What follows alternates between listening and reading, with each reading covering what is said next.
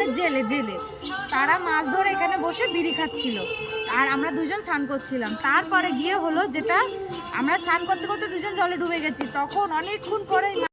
Hello everyone, কেমন আছো? আমি হঠাৎ করে বাড়ি চলে আসলাম, আর আমাদের এখানে রাসের উৎসব হচ্ছে, তো রাসের উৎসবে চলে আসলাম।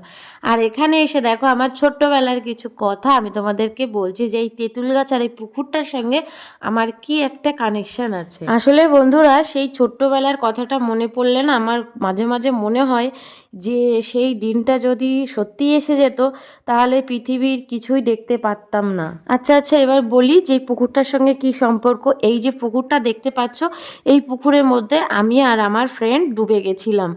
আর শুধুমাত্র আমাদের আঙুলটার একটুখানি ওই নখটা একটুখানি বেরিয়েছিল, আর দুটো মাছালা ওখানে বসেছিল। সেই মাছালা দুটো আমাদেরকে নামিয়েছি, মানে তুলেছিল জলের থেকে। একদম ভর দুপুরবেলা আমরা দুই ফ্রেন্ড স্নান করছিলাম, আর বর্ষার সময় তখন পুকুরে জলে থই থই করছিল। তো এটা মানে অভ্যাস ছিল আগে, যে পুকুরে শুধু ঝাঁপাবো, সাঁতার কাটবো, এরকম একটা ব্যাপার ছিল। মানে পুকুর জলে নামলে আর উঠতে চাইতাম না।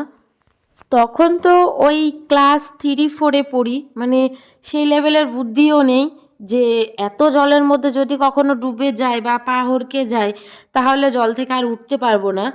সেই বুদ্ধিটাও হয়নি, মানে স্নান করছি মানে স্নান করতে হবে।